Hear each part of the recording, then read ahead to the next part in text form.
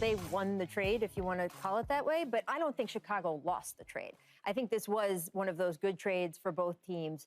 You know, Josh Giddey is not going to have as much of an impact, certainly not immediately in Chicago, as we expect Caruso to have in OKC. But you just pointed out that Josh is 21 years old. He's got a lot of room to develop. He will have more of a chance to do that in Chicago. He's on their timeline. And for Chicago's sake, he's going to help them move the ball so much better than they saw this past season.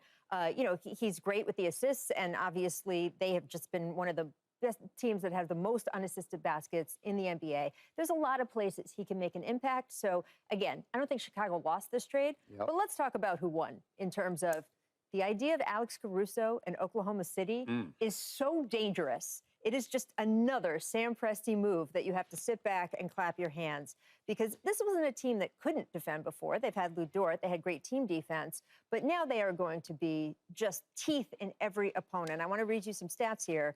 Oklahoma City now has 2 of the top 3 players in total steals from last season. So the two of the top 3 guys who stole the ball most. They also had the top 2 guys now with Caruso and Lou Dort who guarded all-stars the most last season. So the guys who got the hardest assignments were the 2 guys on their team now, which is incredible. You've got the guys who can do that. They've also got, by the way, Keyshawn Wallace, who's a great on-ball defender. He is. You know, the issue with Caruso a little bit for the Bulls had been that he was due for a big extension. Oklahoma City has the money and cap space to do that. So it's just sort of a perfect Sam Presti deal. I don't expect him to be done. I think now he's going to have to beef up a little bit on the other side of the ball. I also expect him to maybe beef up the center position.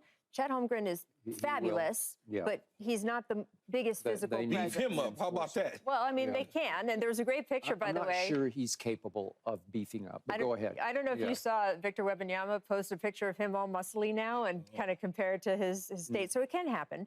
But yeah, I just think this is another thing where you had a team who finished #1 in the West, who now has that playoff experience that we always say you need to go through it to get through it and all of that stuff. They got that. Now they've got Alex Caruso, which just makes their defense, it feels like, one of the grittiest in the NBA.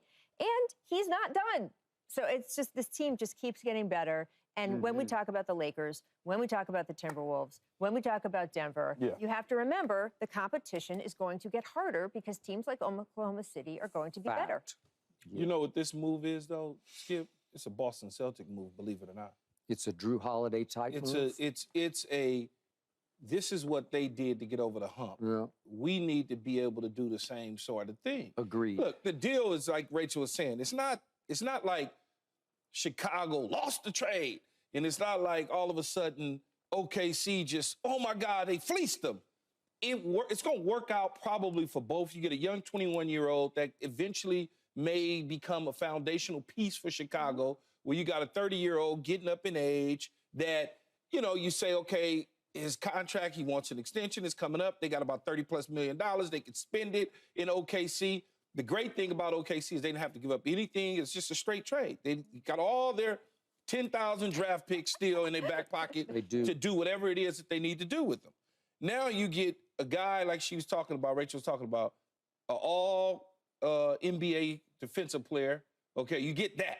You get a guy at 43% shooting threes, so now he becomes a 3-and-D. Just this year, his percentage is up at 43%. Not his career, just this year. He's gotten better. So now you get a little bit of a 3-and-D guy. Now, so like Rachel talked about, you look at, and this is where the Drew Holiday situation comes into play at. You look at the conference. They've got to go through Murray's in Denver. They've got to go through Luka's in Dallas. They've got to go through Curry's and Ant-Man's. It's just a long list of players that they got to see to be able to defend. He's got to be able to fight through pick and rolls. He can do all the same sort of things that Drew Holiday brought to the Boston Celtics. Not saying that they're going to win a championship like the Celtics, but they were the #1 team in the conference. He also has championship experience. But he's also a veteran that brings some championship experience to that young locker room. Now, Boston had Al Horford, which was but he had no championships. And those guys had been there, but they hadn't gotten over the hump. But it's almost like they're doing the right things to get OKC over the hump. I don't think OKC is going to win a championship next year, no stretch of the imagination, but they're going to be in the mix. And this is just a piece that helps them do that. You add another piece to the puzzle of a team that was already like this close, you never know what might happen. Thank you. So, you won't remember this, but on Tuesday, after the finals were over, our final topic of the show was the Boston Celtics will play which Western Conference team in next year's finals, and I went Oklahoma City Thunder, only because I knew Sam Presti had all kinds of room and ammo to do this, that, and the other in the offseason, and this was a this. When I heard this last night, I said, home run, bingo, thank you, God. Here he comes. That's exactly the first piece to the championship puzzle that was missing here. And, okay, I'm from there, but I couldn't get my arms around the Westbrook, Durant, James Harden Thunder. They were kind of at each other's throats right away, and it wasn't lovable to me. This team was very lovable this year because this team loved each other. And you're right, they were about that close. And Kyrie did say after that series, this is the toughest series I've ever been in, and he's been in a whole lot of series in his career. He might now say the finals was the toughest series. But the point was that they were really good this year. They probably shocked themselves. They won more games than anybody in the Western Conference. Who saw that coming? And Caruso had some history. He briefly played for what's called the Oklahoma City Blue, the G League team, for Dagnall, the coach now of the senior team, the real team. When he was the G League coach, Alex briefly played for him, so he knows that they have some connection there. And then to your point, Alex Caruso is coming off his best year yet. He shot 41% from three and made second team All-NBA defense after making first team a year ago. Well, I can't draw it up any better. We all know how tough he is because he started in the closeout game that you covered in the bubble, in which they finally defeated and eliminated Jimmy Butler and the Miami Heat. Alex Caruso started in that game and played 33 minutes for the champion Los Angeles Lakers, and he became known as the Caruso here in L.A., and I don't know if you loved him, but a lot of Laker fans really loved him. Of course, yeah. I thought he actually was coming back potentially here within the last week or so because there was some rumblings that he could be on the block. And the Lakers could be interested. Okay. I mean, it's almost like they shouldn't have dealt him in the first place, Keyshawn. That is true. I'm not in the front office. Yeah. Okay. But I do love your point. It's not like Chicago loses the trade. It's just that Oklahoma City got the better because he'll be more valuable to them than I think Josh Giddey will ever be to Chicago. But that's just me. But also, and I might not be objective.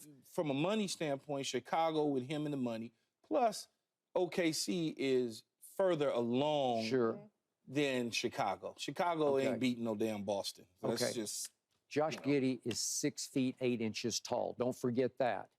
And Josh Giddey is in some pretty high company because at 21, he has the fourth most triple doubles ever by that age. Magic's in there, Luka and Ben Simmons are ahead of him barely. But my point is he has 11 triple doubles, so he can play.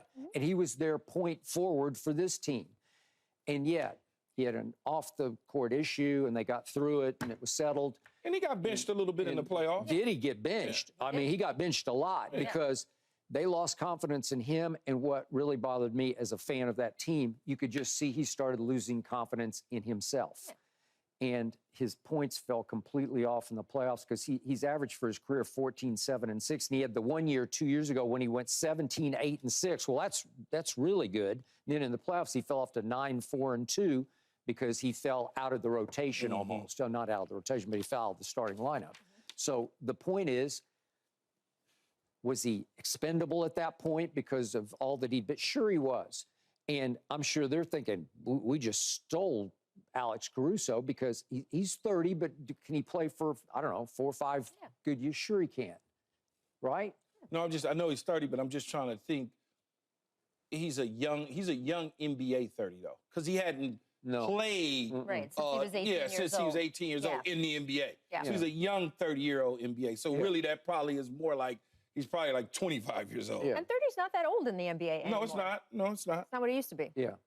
Then to your other point, do they need a banger? Do they need an enforcer? Do they need a really physical, nasty inside presence? Because Chet can't do that. But everybody does. Yeah, everybody does. But they missed that because Chet he'd get banged and hammered and pushed and pulled, and he's a beanpole. And I don't know if his metabolism is going to allow him to put on a lot of. I hope I'm wrong. But he doesn't have to put on muscle. He has to just put on strength.